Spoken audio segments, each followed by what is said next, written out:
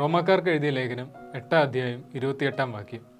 ദൈവത്തെ സ്നേഹിക്കുന്നവർക്ക് അവിടുത്തെ പദ്ധതി അനുസരിച്ച് വിളിക്കപ്പെട്ടവർക്ക് സകലവും നന്മയ്ക്കായി പരിണമിപ്പിക്കുന്നുവെന്ന് നമുക്കറിയാമല്ലോ.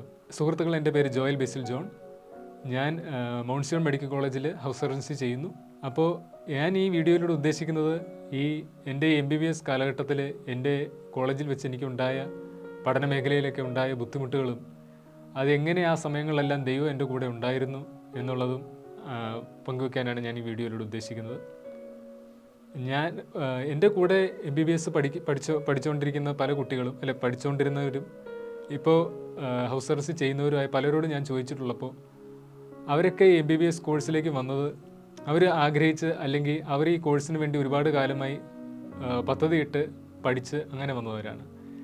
എന്നെ സംബന്ധിച്ച് അങ്ങനെ ഈ കോഴ്സിന് വേണ്ടി ഈ കോഴ്സ് ഈ MBBS സ്ട്രീം എന്നുള്ളത് ഞാൻ അങ്ങനെ ആഗ്രഹിച്ചോ അങ്ങനെ ഒത്തിരി കാലമായി അതിനു വേണ്ടി അങ്ങനെ ചിന്തിച്ചിട്ടുള്ള ഒരാളൊന്നുമല്ല. +1 +2 കാലഘട്ടത്തിൽ എന്ത് ചെയ്യണം, മുന്നോട്ട് എന്ത് ചെയ്യണമെന്ന് അങ്ങനെ കൃത്യമായൊരു ലക്ഷ്യമില്ലായിരുന്നു. നമ്മുടെ റിസൾട്ട് മാർക്കൊക്കെ അനുസരിച്ച് എന്താണോ ഇനി വരുന്നത് അതങ്ങനെ ആയിക്കോട്ടെ എന്നുള്ള രീതിയിൽ. പക്ഷെ എന്തായിരുന്നാലും ഏത് കോഴ്സായിരുന്നാലും നന്നായി പഠിക്കും, നന്നായി തന്നെ മുന്നോട്ട് പോകും എന്നുള്ള രീതിയിൽ തന്നെയായിരുന്നു എൻ്റെ നിലപാട്. ഒരു +2 ഒക്കെ ആയപ്പോഴേക്കും എന്തായാലും എൻട്രൻസ് എല്ലാവരും ട്രൈ ചെയ്യുന്നു, ഞാനും ട്രൈ ചെയ്യാം.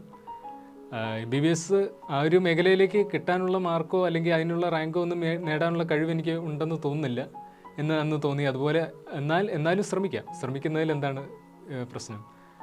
അപ്പോൾ അതുകൊണ്ട് ഞാൻ +2 കഴിഞ്ഞ് എൻട്രൻസ് കോച്ചിങ്ങിന് ചേർന്നു. എൻട്രൻസ് കോച്ചിങ്ങിന് ചേർന്ന് ഒരു വർഷം മുഴുവൻ എൻട്രൻസ് കോച്ചിങ് ചെയ്തു. അത് കഴിഞ്ഞ് എൻട്രൻസ് എക്സാം എഴുതി. പക്ഷേ കാര്യമായ റാങ്കോ മാർക്കോ ഒന്നും ലഭിച്ചില്ല. പക്ഷെ ഞാൻ നന്നായിട്ട് എൻട്രൻസ് സമയത്തൊക്കെ പഠിച്ചിട്ടുണ്ടായിരുന്നു. പിന്നെ എന്തായാലും MBBS സ്ട്രീം ഇല്ലെങ്കിലും അതിന് താഴെയുള്ള BDSO അല്ലെങ്കിൽ മറ്റേതെങ്കിലും വെറ്റിനറി ഇങ്ങനെയുള്ള സ്ട്രീമുകളിലേക്ക് പോകാൻ പറ്റുമെങ്കിൽ അതാണേലും മതി എന്നുള്ള രീതിയിൽ തന്നെയായിരുന്നു എൻ്റെ ഒരു മുന്നോട്ട് പോകാനുള്ള പ്ലാൻ. അപ്പോഴാണ് ദൈവകൃപയാൽ BDSന് എനിക്ക് അഡ്മിഷൻ കിട്ടിയത്. അപ്പോൾ ഞാൻ ആലോചിച്ചു, ഇനിയിപ്പോൾ എന്തായാലും BDSന് അഡ്മിഷൻ കിട്ടിയല്ലോ, എന്നാൽ BDSന് പോകാം, അങ്ങനെയൊക്കെ തീരുമാനിച്ചിരിക്കുകയായിരുന്നു. അപ്പോൾ അതിനിടയ്ക്ക് തിരുവനന്തപുരത്ത് വെച്ച് സ്പോട്ട് അലോട്ട്മെൻറ്റ് നടക്കുന്നുവെന്ന് കേട്ടു. സ്പോട്ട് അലോട്ട്മെൻറ്റ് എന്ന് പറയുമ്പോൾ ഒഴിവ് വന്നിട്ടുള്ള MBBS അഡ്മിഷൻ ഒഴിവ് വന്നിട്ടുള്ള പല കോളേജുകളിലെ സീറ്റുകളിലേക്ക് അവിടെ ആ സമയത്തുണ്ടായിരുന്ന കുട്ടികളിൽ നിന്ന് അവരുടെ റാങ്ക് അനുസരിച്ച് വിളിച്ച് കയറ്റുന്ന ഒരു പ്രക്രിയയാണ്. അപ്പോൾ ഞാനവിടെ ആ സമയത്ത് ചെന്നിട്ടുണ്ടായിരുന്നു BDSൻ്റെ അഡ്മിഷൻ എടുക്കാൻ വേണ്ടി. അപ്പോഴാണ് എൻ്റെ അച്ഛൻ ഒരു ദിവസം രാവിലെ എന്നെ താഴോട്ട് വിളിച്ചത്. ഇവിടെ MBBSന് സ്പോട്ട് അലോട്ട്മെൻറ്റ് നടക്കുന്നുണ്ട്, ജസ്റ്റ് ഒന്ന് വന്ന് കാണാമെന്ന് എൻ്റെ അച്ഛൻ പറഞ്ഞു. അപ്പം ഞാനവിടെ ജസ്റ്റ് ഒന്ന് കാണാൻ ചെന്നതാണ്. അപ്പോഴാണ് എൻ്റെ അച്ഛൻ പെട്ടെന്ന് എന്നാൽ പിന്നെ MBBSന് കയറാം, ഈ BDS കളഞ്ഞിട്ട് അതിന് MBBSന് കയറാമെന്ന് പറഞ്ഞു. BDS നല്ലൊരു കോളേജിലാണ് അഡ്മിഷൻ കിട്ടിയത്. ഞാൻ പറഞ്ഞു MBBSന് അങ്ങനെ ഇപ്പോൾ കയറിയാൽ ഇത്രയും ഫീസ് ആ സമയത്ത് വളരെ കൂടുതലായിരുന്നു, 11 ലക്ഷം എന്നൊക്കെയാണ് അവർ പറഞ്ഞിരുന്നത്. കാരണം ആ സമയത്ത് പ്രൈവറ്റ് സീറ്റുകൾ എല്ലാം ഗവൺമെൻറ് അലോട്ട്മെൻറ്റ് വെച്ച് അതിലേക്ക് അഡ്മിറ്റ് ചെയ്യാമെന്നുള്ള രീതിയിൽ ഒരു ഉത്തരവ് വന്നായിരുന്നു. അതുകൊണ്ട് എല്ലാ പ്രൈവറ്റ് കോളേജുകളിലെ സീറ്റുകൾക്ക് ഫീസ് വളരെ കൂട്ടിയിരുന്നു. രണ്ടാമത് എനിക്ക് MBBS അത്ര പഠിക്കാനുള്ള ഒരു കഴിവുണ്ടോയെന്ന് എനിക്ക് തോന്നിയില്ല. കാരണം എൻ്റെ എൻട്രൻസ് റാങ്കൊക്കെ കുറവാണ്. വെറുതെ ഒരു അഡ്മിഷൻ കിട്ടിയിട്ട് കാര്യമില്ല, അത് മുന്നോട്ട് കണ്ടിന്യൂ ചെയ്യാനും പഠിക്കാനും പറ്റുമെന്ന് കൂടെ ചിന്തിക്കണ്ടേ. അപ്പം ഞാൻ പറഞ്ഞു അത് ശരിയാവില്ല, MBBSന് പോയാൽ ശരിയാവത്തില്ല എന്ന് ഞാൻ പറഞ്ഞു. ഞാൻ പറഞ്ഞു. എൻ്റെ അച്ഛൻ കേട്ടില്ല. ഞാൻ കയറിയില്ലെങ്കിൽ എൻ്റെ പേപ്പേഴ്സും എൻ്റെ മാർക്ക് ഷീറ്റും എല്ലാം എൻ്റെ അച്ഛൻ്റെ കയ്യിലുണ്ട്, അത് വെച്ച് എൻ്റെ അച്ഛൻ അഡ്മിഷൻ എടുക്കുമെന്ന് പറഞ്ഞു. അപ്പോൾ പിന്നെ വേറെ നിവൃത്തിയില്ല, ഞാൻ പറഞ്ഞു. ഇതെനിക്ക് തോന്നുന്നില്ല, ഇതൊരു നല്ല ഐഡിയ ആണ്, ഓപ്ഷനാണെന്ന് തോന്നുന്നില്ല എന്ന് പറഞ്ഞു. എന്നിട്ടും പക്ഷെ മുന്നോട്ട് തന്നെ പോയി. അങ്ങനെ MBBSന് അഡ്മിഷൻ എടുത്തു. മൗണ്ട് സിയോൺ മെഡിക്കൽ കോളേജിൽ വന്ന് ചേർന്നു. ഒരു വർഷം വളരെ നന്നായിട്ട് എന്നെ കൊണ്ട് പറ്റാവുന്ന രീതിയിൽ ഞാൻ പഠിച്ചു. കൂടെയുള്ള ടീച്ചേഴ്സും എല്ലാവരും, കൂടെയുള്ള എൻ്റെ ക്ലാസ്മേറ്റ്സും എല്ലാവരും പറഞ്ഞിരുന്നത് ജോലി നന്നായിട്ട് പഠിക്കുന്നുണ്ട്. പേരൻറ്റ് ടീച്ചർ മീറ്റിംഗ് ഒക്കെ വരുമ്പോഴും അവർ പറയുന്നത് ജോലി നന്നായിട്ട് പഠിക്കുന്നുണ്ടെന്നാണ്. പക്ഷേ റിസൾട്ട് വന്നപ്പോൾ ഞാൻ എല്ലാ വിഷയത്തിനും തോറ്റുപോയി. അത് എനിക്കത് വളരെ ബുദ്ധിമുട്ടുള്ള ഒരു പ്രശ്നമായിരുന്നു. കാരണം ഞാനിത് ആദ്യമേ പറഞ്ഞതാണ്, ഇങ്ങനെ ഈ ഒരു കോഴ്സിന് വന്നാൽ എനിക്കത് പഠിക്കാനുള്ള ഒരു കഴിവുണ്ടാകുമോ എന്ന് തോന്നുന്നില്ല എന്ന് പറഞ്ഞിരുന്നു. പക്ഷേ എന്നിട്ട് എൻ്റെ അച്ഛൻ പറഞ്ഞതുകൊണ്ടാണ് ഞാൻ പിന്നെ ഈ കോഴ്സിലേക്ക് വേറെ നിവൃത്തിയില്ലാതെ കയറിയത്. ഞാൻ എല്ലാ വിഷയത്തിനും തോറ്റുപോയി. ഞാൻ വീണ്ടും എന്നെക്കൊണ്ട് പറ്റാവുന്ന വളരെ പറ്റാവുന്ന ഏറ്റവും മാക്സിമം എഫേർട്ട് ഇട്ട് പഠിച്ചു. വേറെ ടീച്ചേഴ്സിൻ്റെ സഹായം തേടി മറ്റു കൂട്ടുകാരുടെ സഹായം തേടിയൊക്കെ പഠിച്ചു. പക്ഷേ എങ്കിലും ഞാൻ വീണ്ടും തോറ്റുപോവുകയാണ് ഉണ്ടായത്. രണ്ടാമത് ഓരോ വട്ടവും പരീക്ഷയ്ക്ക് ഇടയ്ക്ക് 6 മാസത്തെ ഗ്യാപ്പുണ്ട്. 6 മാസം കഴിയുമ്പോഴാണ് അടുത്ത പരീക്ഷ. അപ്പോൾ അങ്ങനെ 2 പരീക്ഷ എഴുതുമ്പോഴത്തേക്കും 1 വർഷം കഴിഞ്ഞു. അപ്പോൾ രണ്ടാമതും വളരെ നന്നായിട്ട് കഷ്ടപ്പെട്ട് പഠിച്ചിട്ടും തോറ്റുപോയെന്ന് കണ്ടു. അപ്പോൾ പിന്നെ എന്താ, ഇനി ഒരു ട്യൂഷന് പോയേക്കാമെന്ന് വിചാരിച്ചു. MBBS-നൊക്കെ ട്യൂഷൻ വളരെ വിരളമാണ്. ചില സ്ഥലങ്ങളിൽ MBBS-ന് ട്യൂഷനുണ്ട്. അപ്പോൾ അങ്ങനെ തിരുവനന്തപുരത്ത് ഒരു ട്യൂഷൻ സെൻറ്ററിൽ പോയി ചെന്ന് ചേർന്നു. പക്ഷെ അത് ഒരു മാസം കഴിഞ്ഞാണ് അത് എനിക്ക് തിരിച്ചറിയാൻ പറ്റിയത്. അതൊരു തട്ടിപ്പ് കേന്ദ്രം പോലത്തെ ഒരു കേന്ദ്രമായിരുന്നു. കാരണം അവിടെ ഒരു സബ്ജക്റ്റിന് മാത്രം ട്യൂഷൻ നൽകുകയും അത് ഒരു സബ്ജക്റ്റിൻ്റെ ഒരു ഭാഗത്തിന് മാത്രം ട്യൂഷൻ നൽകുകയും എന്നാൽ മറ്റു പല സബ്ജക്റ്റുകൾ വല്ലപ്പോഴും ടീച്ചേഴ്സ് അവിടെ പഠിപ്പിക്കാൻ വരികയും എന്നാൽ അവിടെ അതല്ലാത്ത രീതിയിൽ യാതൊരു ക്ലാസ്സുകളോ ഒന്നും ഇല്ലാത്ത ഒരു ട്യൂഷനായിരുന്നു. നമ്മുടെ പൈസയൊക്കെ മേടിച്ചെടുക്കുകയും ചെയ്തു അവർ. ഞാൻ എക്സാം എഴുതി, എന്നിരുന്നാലും ഇങ്ങനൊരു ട്യൂഷൻ സെൻറ്ററിൽ പഠിച്ചതുകൊണ്ട് വലിയ കാര്യമായ മാർക്കോ ഒന്നും പ്രതീക്ഷിച്ച് അല്ല ഞാൻ എഴുതിയത്. അതൊന്നും ലഭിക്കുകയോ ചെയ്തില്ല. അങ്ങനെ 3ാമതും ഞാൻ തോറ്റുപോയി. അതിനുശേഷം വീണ്ടും ഞാൻ കോളേജിലേക്ക് തിരിച്ചു വന്നു. 4ാമത്തെ വട്ടം ഞാൻ MBBS പരീക്ഷ അറ്റംപ്റ്റ് ചെയ്യുകയാണ്. 4ാമത്തെ വട്ടം ആ പരീക്ഷയ്ക്ക് മുമ്പ് എനിക്ക് വളരെയധികം ഭയവും പേടിയും തോന്നി. കാരണം ഇത്രയും വട്ടം, ഇതിപ്പോൾ 4ാമത്തെ വട്ടം ആയപ്പോഴേക്കും 1.5 വർഷം കഴിഞ്ഞു പോയിരുന്നു. അപ്പോൾ ഇത്രയും വട്ടം ശ്രമിച്ചിട്ടും ഞാൻ വീണ്ടും തോറ്റുപോവുകയാണല്ലോ ദൈവമേ, ഇനി ഈ പരീക്ഷയ്ക്കും കൂടെ ഞാൻ തോറ്റു പോകുമല്ലോ എന്നുള്ളൊരു വളരെ വലിയൊരു ഭയം എനിക്ക് പരീക്ഷയുടെ മുമ്പ് തോന്നി.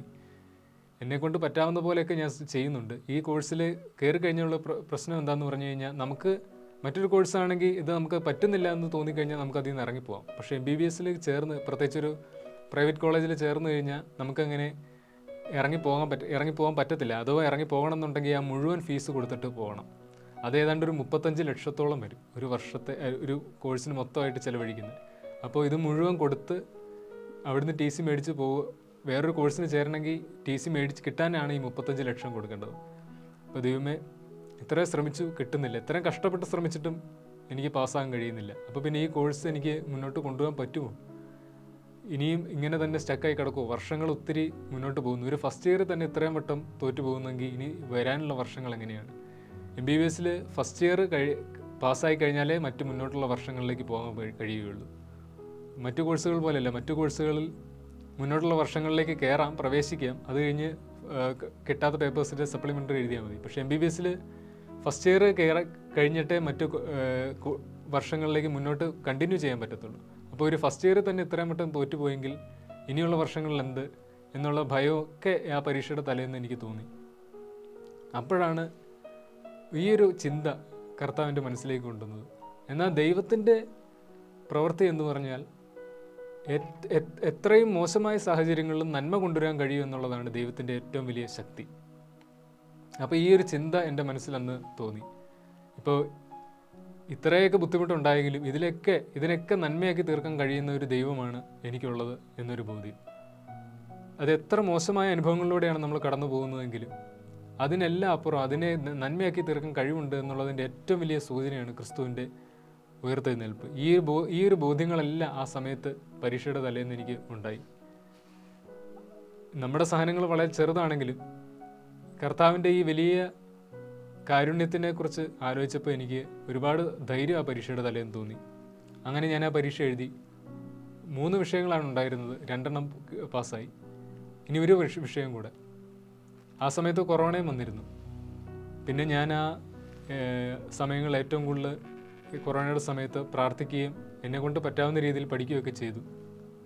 അങ്ങനെ അത് കഴിഞ്ഞ് എഴുതിയ പരീക്ഷ വന്നപ്പോൾ ആ പരീക്ഷയിൽ നല്ല രീതിയിൽ ദൈവം വളരെ നല്ല മാർക്കോടെ പാസ്സാകാനുള്ള അനുഗ്രഹം നൽകി. പിന്നീട് അതിന് ശേഷമുള്ള വർഷങ്ങൾ, സെക്കൻഡ് ഇയർ, തേർഡ് ഇയറിൽ ഒക്കെ പരീക്ഷയ്ക്ക് ഇനി എങ്ങനെ പഠിക്കും, ഫസ്റ്റ് ഇയറിൽ ഇത്രയും തോറ്റ ഒരാൾ സെക്കൻഡ് ഇയറിൽ തേർഡ് ഇയറിലൊക്കെ എങ്ങനെ പഠിക്കും എന്ന് എപ്പോഴൊരു ഭയം എൻ്റെ മനസ്സിലുണ്ടായിരുന്നു. പക്ഷേ ആ സമയങ്ങളിലെല്ലാം പരീക്ഷയ്ക്ക് മുമ്പായിട്ട് എന്തെങ്കിലുമൊക്കെ നല്ല രീതിയിൽ ഒരു നല്ല ഐഡിയാസ് എൻ്റെ മുന്നിലേക്ക് ദൈവം കൊണ്ടുവരും. ഒരുപക്ഷെ ആ സെക്കൻഡ് ഇയർ പരീക്ഷയുടെ മുമ്പായിട്ട് എനിക്ക് ദൈവം തന്ന ഒരു ഐഡിയ എന്ന് പറഞ്ഞു കഴിഞ്ഞാൽ, പഠിക്കുന്ന കാര്യങ്ങളെല്ലാം ഭിത്തിയിൽ ഒട്ടിച്ച് വെച്ച് പഠിക്കാനുള്ള ഒരു ഐഡിയ. അത് എനിക്ക് ഒരു സുഹൃത്ത് വഴി ലഭിച്ചതാണ്. ആ ഐഡിയ വെച്ച് എനിക്ക് പഠിക്കാനുള്ള വിഷയങ്ങളെല്ലാം ഭിത്തിയിൽ ഒട്ടിച്ച് വെച്ചു. അങ്ങനെ അങ്ങനെ വളരെ നല്ല മാർക്കോടെ സെക്കൻഡ് ഇയർ പാസ്സാകാൻ പറ്റി. തേർഡ് ഇയറും അതുപോലെ തന്നെ മറ്റ് ഇതിനു മുമ്പ് എൻ്റെ കൂടെ പഠിച്ചിട്ടുള്ള കുട്ടികളുടെ പ്രീവിയസ് ഇയർ ക്വസ്റ്റ്യൻസും നോട്ട്സും ഒക്കെ അതൊക്കെ ആ സമയത്ത് കറക്റ്റ് ആൾക്കാരിലൂടെ ദൈവം എനിക്ക് എൻ്റെ ജീവിതത്തിൽ കൊണ്ടുവന്ന് തന്നു. ഫൈനൽ ഇയറിൽ ഏറ്റവും അധികം ഈ MBBS കോഴ്സിൽ ഏറ്റവും പാടുള്ള വർഷം ഫൈനൽ ഇയറാണ്. ഇപ്പോൾ ഫൈനൽ ഇയർ പരീക്ഷയുടെ സമയമായപ്പോൾ ഇതുപോലെ ഫസ്റ്റ് ഇയർ സംഭവിച്ച പോലെ വളരെ ഒരു ഭയം എൻ്റെ ഉള്ളിൽ തോന്നി. ഈ ഇത്രയും കട്ടിയുള്ള വർഷമാണ് ഫൈനൽ ഇയർ, എങ്ങനെ പഠിച്ച് പാസ്സാവും? പക്ഷെ അന്നേരം ഞാൻ ഒരു ദിവസം അഡോറേഷൻ ചാപ്പലിൽ അഡോറേഷനായി ഇരിക്കുകയായിരുന്നു. അന്ന് ഞാൻ ഈ വിഷയമൊക്കെ ചിന്തിച്ച് പ്രാർത്ഥിച്ച് ഒത്തിരി വേദനപ്പെട്ടൊക്കെ ഇരിക്കുകയായിരുന്നു. അപ്പോൾ ഒരു ചേട്ടൻ ആ അഡോറേഷൻ കഴിഞ്ഞ് അവിടെ നിന്ന് ഇറങ്ങിപ്പോയപ്പോൾ യേശയ്യ 45:1 മുതൽ 8 വരെ എല്ലാ ദിവസവും വായിച്ച് പ്രാർത്ഥിക്കാൻ പറഞ്ഞു. അങ്ങനെ എല്ലാ ദിവസവും ഞാൻ ആ വചനം വെച്ച് പ്രാർത്ഥിച്ചു. ആ വചനം വെച്ച് പ്രാർത്ഥിച്ച് പരീക്ഷ എഴുതി. ദൈവകൃപയാൽ എല്ലാ വിഷയങ്ങളും പാസ്സാകാൻ പറ്റി. അപ്പോൾ ഇത് എന്നെ സംബന്ധിച്ച് വലിയൊരു അതിശയമാണ്. കാരണം ഫസ്റ്റ് ഇയർ ഇത്രയും വട്ടം കൂടെ തോറ്റ ഒരാൾ പിന്നെ അതിന് ശേഷം second year, third year, final year വരെ ഒരു പ്രശ്നവും കൂടാതെ പാസ്സാകാൻ പറ്റി എന്നുള്ളത് എൻ്റെ കഴിവല്ല, ഒരിക്കലും എൻ്റെ കഴിവല്ല, അത് ദൈവത്തിൻ്റെ കൃപ മാത്രമാണ്. പിന്നെ അത് കഴിഞ്ഞ് ഹൗസ് സർവൻസി ഈ ഒരു വർഷം വളരെയധികം നല്ല രീതിയിൽ എല്ലാ പോസ്റ്റിങ്സിലും കയറി എല്ലാം നല്ല രീതിയിൽ പഠിക്കാനും ഒക്കെ ദൈവം എന്നെ അനുഗ്രഹിച്ചു. ഒരിക്കലും ഇവിടം വരെ ഒന്നും എത്തുമെന്ന് വിചാരിച്ച ഒരാളല്ല. പക്ഷേ ദൈവകൃപയാൽ എല്ലാം ദൈവം വളരെ മനോഹരമായി ക്രമീകരിച്ചു. ജീവിതത്തിൽ ഇനിയും പ്രതിസന്ധികളുണ്ടാവും, ഇനിയും പ്രശ്നങ്ങളുണ്ടാവും. പക്ഷേ ഇതുവരെ നടത്തിയ ദൈവം ഇനിയും എന്നെ മുന്നോട്ട് നടത്തും എന്നുള്ളത് എനിക്ക് പൂർണ്ണ ഉറപ്പുണ്ട്. വീഡിയോ കാണുന്ന നിങ്ങൾ ആരെങ്കിലും ഇതുപോലെ വളരെ പ്രതിസന്ധികളിലൂടെ കടന്നു പോകുന്നവരുണ്ടെങ്കിൽ എൻ്റെ ഈ സാക്ഷ്യം നിങ്ങൾക്ക് കരുത്ത് പകരുന്നതാകട്ടെ എന്ന് ഞാൻ ആശംസിക്കുന്നു.